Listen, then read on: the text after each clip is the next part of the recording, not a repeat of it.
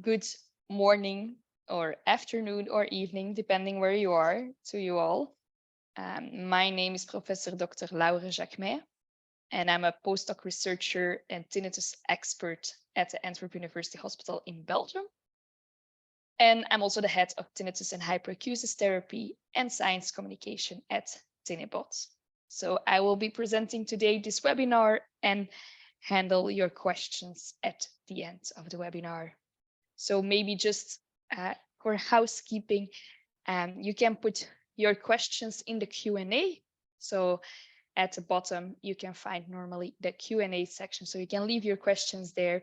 And then at the end of the webinar, I will try my best to answer them. And the webinar today is about hearing aids, as you all know. So I hope I can imagine some of you might have hearing loss. I will do my best to speak loud and clearly and talk slowly, but always also okay to let me know if something goes wrong in the audio quality. So let's get started. The presentation of today is called Hearing More to Hear Less.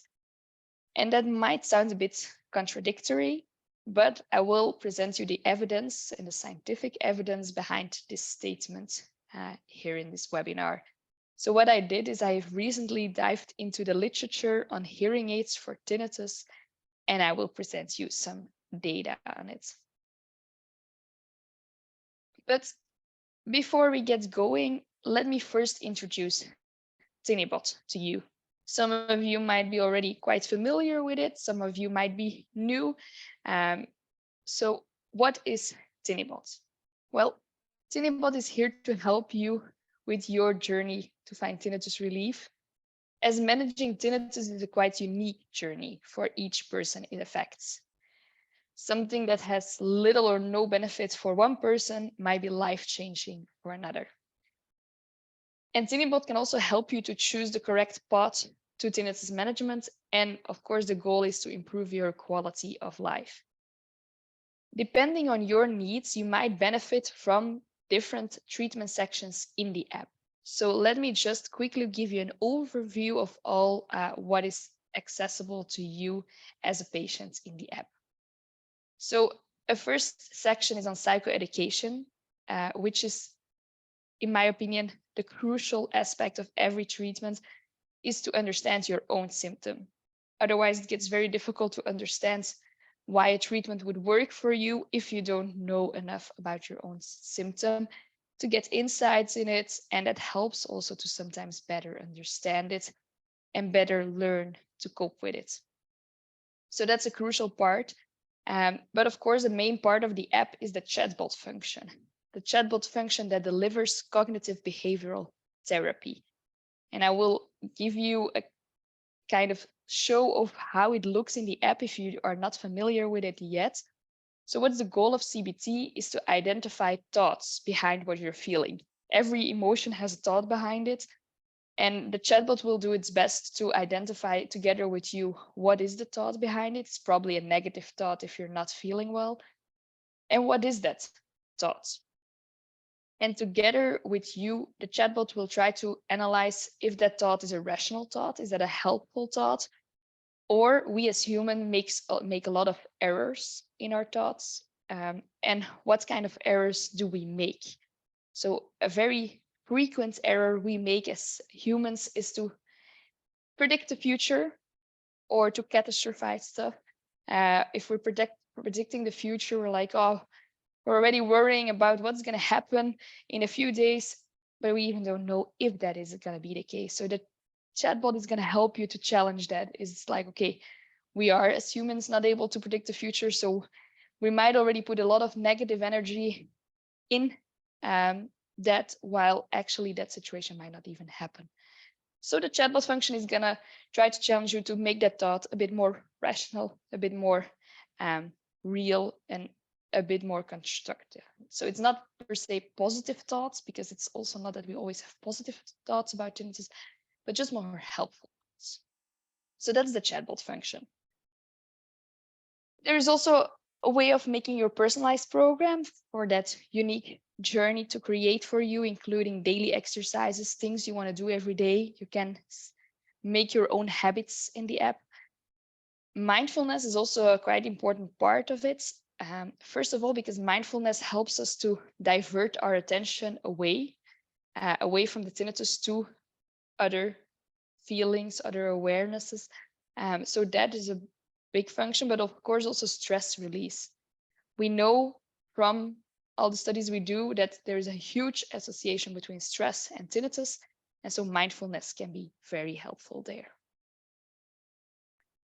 Also, sound therapy is, of course, a part of it where you can make a sound to mask or divert again your attention away from your own sound and to help you better sleep. And last but not least, there is a part where you can have video consultation with one of us, with the tinnitus coaches, to also have that one-on-one face therapy. So that is all accessible in the app. But what about hearing aids? How can that be a part of your tinnitus journey? Is that a part for your tinnitus journey or not? I hope I will try to answer that in the upcoming minutes. So first of all, hearing aids. Everybody knows how they look, but I wanted to make clear again that they're not these big hearing aids that our grandparents used to carry on their back. Nowadays, they're quite small and aesthetically beautiful. I personally always have to check if my patients are wearing them. So it's really not that visible anymore. So that's already, of course, a step forward. What do hearing aids do? That might sound quite simple, but I think it's important to explain some nuances there. Hearing aids catch the sound in our environment. They don't catch the sounds in our head. Sometimes I get a question, can it then not make my own tinnitus louder or any internal sound? That is not possible. The microphone is outside, so we will not catch your tinnitus. And it will amplify where needed. So it's also not just a simple volume control that everything gets louder. Definitely, if you also have some hyperacusis, some oversensitivity to sound, you might not find it a nice idea to think about hearing aids because they amplify stuff, but they can amplify what is needed, which frequencies you miss, and they're not going to amplify everything. So that's an important nuance as well. And of course, send them through your auditory system. Of course, the main goal of hearing aids is improved speech understanding. They're not new ears. We're not going to claim that, but it's a helpful thing to make your hearing better, to understand speech better, definitely in smaller groups. I know definitely on big receptions, it still has their limitations, but you will hear and understand better. That's, of course, the main goal. But what about tinnitus? What does it do for your tinnitus? That is the question of today, of course. First of all, maybe to explain why it would do something for your tinnitus, it's important to know the association between tinnitus and hearing loss. So it's known that hearing loss is the main risk factor to develop tinnitus. 85% of people who suffer from tinnitus have some degree of hearing loss. And that might be typically noise induced. So after a noise trauma, an explosion of something little or more big. But it can also be age-related hearing loss, something you cannot prevent. And sadly, that already starts at an age of 40, 50 years old. Or Meniere's disease, where you have dizziness complaints, tinnitus, and hearing loss. So there are definitely some associations there. But you might have heard from your ENT that you have a normal hearing. So how does that then make sense? Why do I have tinnitus if I have normal hearing according to my ENT? Well, first of all, important to say is that ENTs say easily that you have a normal hearing according to your age. Sadly, if you're 50 or 60 years old or older, that doesn't mean a normal hearing anymore. It probably means that you might already have some hearing loss in the high frequencies. So always good to really check the audiogram and see if it's all within a normal range. But still, 4 to 15% of the tinnitus patients we see at consultation have a normal hearing according to their audiogram. What might be going on? First of all, the hearing loss might be in higher frequencies. In a normal audiogram, we test the daily frequencies that we use for speech understanding, but we can even hear higher frequencies. They're not that functional for daily life, and that's why they're almost never tested. It can be that if we test there, that we see a high frequency hearing loss. But even if that's not the case, it might be fully hidden.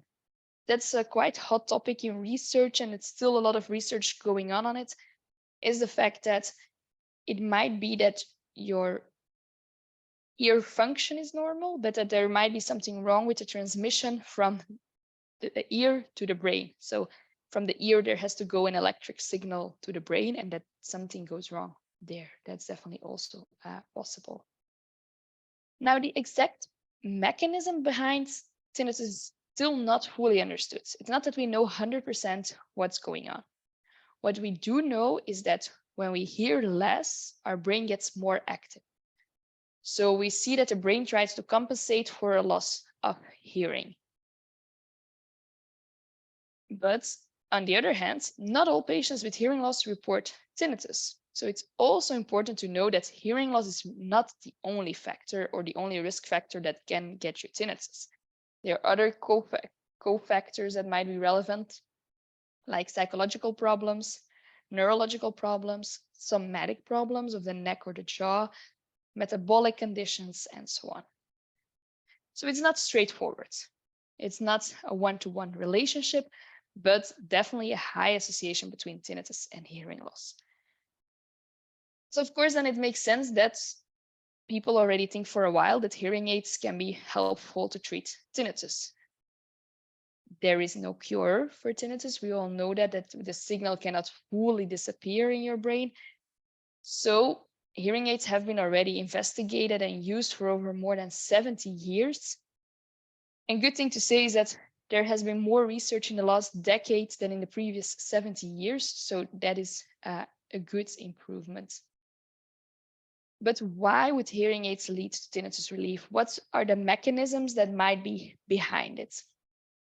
First of all, it can be just more simple masking effects. By the fact that you hear sounds again, so hearing aids restore the hearing of soft sounds, these soft environmental sounds can divert your attention away from the tinnitus to more meaningful sounds. That might be one mechanism. The other thing might be more compensation. So by the fact that you amplify again everything you need to hear, you reduce the tinnitus signal. So you're actually gonna work against what is causing the tinnitus in the first place. Might also be more habituation, the fact that amplification of sounds increase your brain activity again, and that kind of activity interferes with your tinnitus signal and reduces the tinnitus awareness. Might also be more indirect, reduced stress. We see that because you hear better, you have less listening effort to make, and that in a sense has a good effect on the tinnitus as well. So that's more an indirect effect. And then last but not least, it might also be that there's some brain changes really going on. So there is a theory that it might be on the long term that if you wear hearing aids long enough, your brain starts changing again. So what happens in the first place, that compensation mechanism, you hear less, your brain starts being hyperactive, that really starts changing again because of wearing hearing aids. But it's still difficult to investigate this. It's very difficult to investigate what is directly going on and the indirect effects of hearing aids on your psychosocial well-being. So there's definitely more research needed on that to answer that question fully. How do you know if you could benefit from a hearing solution? Well, that you can also find out in the app. So if you go to Tinnibot, in the app, you have the self-care section where you can evaluate your own hearing. So you can get a hearing screening in the app itself. And this hearing assessment is designed to help you identify if you may have any hearing concerns that should be discussed with a hearing healthcare professional. So it will do a screening of your hearing and then give you an advice of if it's within normal range, or maybe it would be good to get in contact with one of us or a healthcare professional to further follow it up. So if you're interested, after this webinar, I will show the QR code again at the end. You can immediately do a screening of your hearing. So that is part of the app itself. But of course, I told you I would show you some evidence behind that statement that hearing more makes you hear less. So there is a publication out there if you are more interested in all the scientific details of what I'm telling today. You can look up this article that I wrote together with some colleagues. What did I do? I scoped the whole body of recent literature. And the goal was to really paint a full picture of what is going on. What do we know? What evidence is out there? What conclusions can we make? What are still gaps in research? And I also discussed these results with other practitioners and carers to get some practical advice also for you as a tinnitus patient. So let me present you some studies that I found. First of all, a question is there an additional benefit for a hearing aid user if you have tinnitus compared to hearing aid users that don't have tinnitus? Well, there are 3 studies that I will present, and they're, I will already say, contradictory. The first study, the oldest study, shows that there was more aversiveness in the group of tinnitus patients towards hearing aid, and that they experienced less benefits of the hearing aid in difficult listening situations. On the other side, there are 2 studies that present that actually participants also with tinnitus are quite satisfied with their hearing aid, and that even their tinnitus intensity and the nuisance with the tinnitus and the hearing loss decreases. And that there are also indirect effects happening, that hearing aids is not only a direct effect on the tinnitus, but also effects on your working memory. It might even improve your sleep again. So that are also important things that might change after hearing aid use. So how do we explain this difference, this first study that's more negative towards the more recent studies that are more positive? What is an important difference is in some studies, people get some extra counseling. They don't just get a hearing aid and they're sent back home. No, they get also some counseling on what tinnitus is and how they can cope with it. And that might give a huge difference if you would benefit from your hearing aids or not. So that is something also, if I train audiologists, it's important that they don't just focus only on your hearing aid, but also give you some counseling. That might be an ideal scenario. Of course, if you have the app, you're already getting that kind of counseling. So you might have less need to get that counseling still from the hearing aid professional as well. But it might be a crucial step to make that difference if the hearing aid will work for you or not. And then you might wonder if it's needed that your audiologist uses a tinnitus-specific fitting. Does your audiologist needs to know a lot about tinnitus? Do they have to be a tinnitus expert? Do they have to do fancy strategies in your hearing aids? That's, of course, a good question. There are some fancy strategies out there, definitely. So there is, for example, a filter that they can install in your hearing aid that is based on your tinnitus frequency. So it changes how your hearing aids work based on your tinnitus frequency. There are definitely some positive results, but no clear benefits. So it's not that it's clearly more better to use this kind of filter compared to how a hearing aid is normally fitted. So it was well integrated.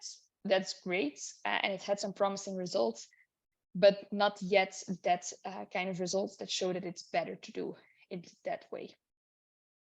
Same is true for fitting strategies where they try to improve the audibility of the hearing of the high frequency. So often you hear the high frequencies less, and they try to use extra strategies to make you hear these high frequencies better. Again, same thing, definitely some positive effects, but no clear evidence that it's better than what we normally do. And lastly, there is also some research that investigated, do we have to change the game, which is how much amplification is put into the hearing aid, so how much the volume is increased. Let's say it's quite simply on your tinnitus frequency. Also, there are suggestions that it might be better, but in general, yes, all positive effects. It's not that it's worse to do these things, but it's also not clear that it's better. So based on these studies, no, your tinnitus or your hearing aid professional might not need to know everything about these fancy strategies to help you with your tinnitus. And second of all, it's important, it is not so easy to use these strategies because they depend on the characterization of your tinnitus frequency. And it already depends, do you hear one tone or multiple tones? Then it gets already quite complex if you hear multiple tones. Which frequency are we going to pick? And that frequency might change over time. That frequency might change daily, weekly, monthly. So it's very difficult to keep track of that tinnitus frequency. And the tests that are out there to determine your tinnitus frequency are also not that great. There is not a test that objectively can measure your tinnitus frequency. So these tests are still subjective. They depend fully on your input. And we see if we do test retests that there is a lot of variation. If I test your tinnitus frequency now, and in an hour or in a day, it will probably be different. And we also don't have a lot of norms on what to compare it with. So it's all still a bit subjective to do this kind of tests. And of course, these strategies fully depend on that. So definitely not an easy thing to do, and not yet proven that it's needed to do these things. Now, if hearing aids can be beneficial, we of course would like to know for who. Like I said in the beginning, no tinnitus patient is the same. It really differs a lot what might benefit for you as a patient. So it would be ideal if we have predictive factors. I have to say it's quite disappointing that there is not that much research on these predictive factors for hearing aids. There is one study that showed that it might be crucial to receive some form of masking. So that means that when you put your hearing aids on, that your tinnitus complaints are reduced, or that you have a weaker tinnitus perception. It might be better if you still have a good low frequency hearing. It might be better that your tinnitus frequency is in the range of the hearing aid. That hearing aid doesn't go fully to the full capacity. It limits on the functional range that you need. So maybe it's important that your frequency falls in that range. And there is some suggestion that it might be better for people with a higher tinnitus severity. But please don't get too caught up on these predictions, because it's just one study, and we definitely need further studies to replicate this. So it's just one study, but at least there are some studies going on it, but I think we need more to really claim predictive factors. Lastly, two studies looked into the secondary benefits. So, okay, your hearing aid might have a positive effect on your tinnitus, but are there other positive effects that you might expect, or that you can expect? Well, also on an emotional and an auditory level, it might be better. You might feel there an increase in your emotional stability, in your decrease in your auditory complaints. And there is even a study that shows that it's not crucial to use two hearing aids. It's also, again, one study, but it's something interesting to investigate. We know in general for hearing, you need your two ears, so it's also quite logic to use two hearing aids. We also don't wear glasses with only one glass in it, so it's quite similar, but still it is a high cost hearing aid, depending in the country you live. So if one hearing aid might do already the trick, that's important for you to know, and something that you can maybe also test out. It will probably also really much depend on your type of hearing loss. If it's the same in both ears, maybe one ear is worse, and that needs mainly amplification, and so on. So to conclude from this research, In view of all that has been mentioned so far, hearing aid use can be beneficiary to decrease the perceived tinnitus loudness and or distress. But the evidence is not conclusive. As you also can see here, there is definitely positive effects. There is not that much research that shows, or there's actually no research that shows that it can have a negative effect. So that is already good. I know that's something people worry about, but in general, it has or no effect on your tinnitus or a positive effect, and mainly in most studies, a positive effect. But there is more studies needed that also focus really on that effect of amplification alone to know what that does. A lot of studies focus on, for example, these different strategies. Is it better or is it worse? But the main question is still, can we show in good, high quality studies that hearing aids are working for tinnitus? So it's still, the studies that I presented are still a bit varying on that. What you definitely can conclude is that, of course, a hearing aid improves your speech understanding, but it gives you also more access to sound, which can decrease your tinnitus perception. And it's definitely worth trying that out. It might be a more challenging fitting. So it might require more time from the hearing aid professional, but also from you. So definitely I would advise, if you know, or based on the screening that you can do at the end of this webinar, that you need to follow this up, do it and give it some time. It's not an effect that is directly. So a lot of these studies also function, measure your tinnitus after a month, 2 months. So there is this need for a longer term use of the hearing aids. You have to adapt to it. And with your tinnitus, it might be a bit more challenging. Definitely not a reason to postpone it, but I think it's important to have that expectation. Yes, your audiologist might use some different strategies, but as I said, it is definitely not needed. There is no evidence that it's needed to do some fancy tinnitus strategies. The most important thing is that you hear again, that you get access to sound again. And because of that, all these mechanisms that I talked about in the beginning might start to happen and your tinnitus perception might decrease. Like I just said, 1 or 2 ears, I think it really depends on your hearing. But that's something you can always discuss with a hearing aid professional. But in general, know that in general, 2 will be the preference. And what I didn't talk to you about today, which would lead us too far, is the addition of sound generators. So I'm not sure if you know, but in hearing aids, there's this option to put an extra masking sound in. It can be like a white noise on your tinnitus frequency or something like that. And the idea is also to get your attention away from your own tinnitus sound. It's definitely not clear yet what that function has on your tinnitus and if it's needed to use sound generators, but it's something I would love to spend a longer webinar on the benefits that you can expect from using this kind of sound generators and what, again, the research is behind that. So I would like to tell you more about that in the next webinar. But for now, I want to end to say, yes, hearing aids can decrease your tinnitus, and it's worthwhile to test it out and to test it out for a longer period, not a day, not a week. That is too short.